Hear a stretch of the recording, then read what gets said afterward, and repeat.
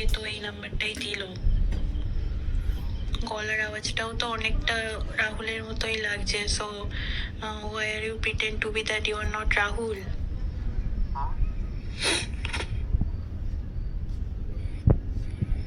তুমি আমাকে ভুলে যেতে পারো, বাট আমি কিন্তু তোমাকে বলিনি।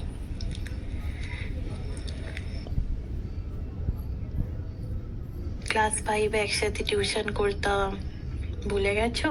ম্যাথ স্যারের কাছে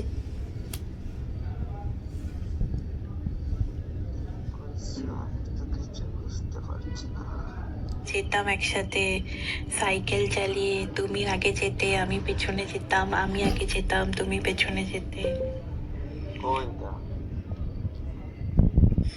তুমি কি সত্যিই আমাকে চিনতে পারছো না? এটা কি করে সম্ভব? আমি অঙ্কিতা।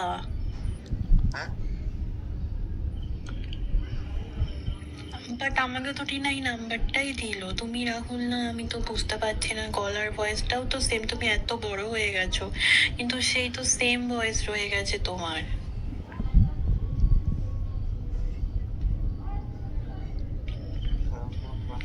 নাকি তুমি আমায় চিনছো, চিনতে পারছো, বা না চেনার ভান করছো?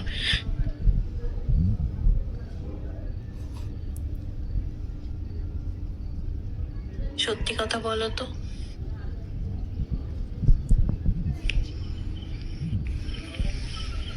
আরে আমি অঙ্কিতা। একসাথে স্কুলে যেতাম, একসাথে টিউশন যেতাম। ক্লাস 5 to 9 আমরা এক স্কুলে পড়েছি। তুমি কি করে আমাকে ভুলে গেছো?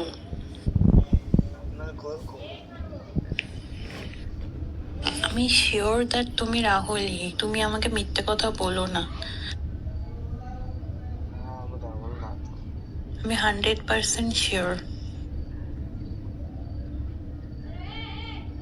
তোমার কি গার্লফ্রেন্ড কারোর সাথে কথা বলতে মানা করেছে, তাই জন্য তুমি আমার সাথে কথা বলছো না?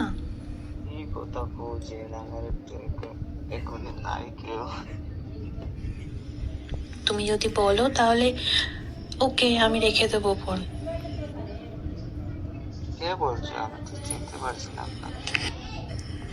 এবার কি চিনতে পারছো, নাকি এখনো চিনতে পারছো না? ঠিক আছে, তো একদিন দেখা করো। দেখা করলেই ক্লিয়ার হয়ে যাবে কে তুমি আর কে আমি, তাই না? দেখো, তুমি যদি আমাকে না চেনার ভান করো, তুমি যদি আমার সাথে দেখা করতে না চাও, ইনফ্যাক্ট আমি তোমায় কল করেছি সেটাতেও যদি তোমার ডিস্টার্ব ফিল হয়, তুমি আমায় ডাইরেক্ট বলে দাও। বাট মিথ্যে কথা বলো না। তাহলে আমি ফোন রেখে দিচ্ছি। ভালো থেকো। হ্যাঁ, টেক কেয়ার। Bye bye.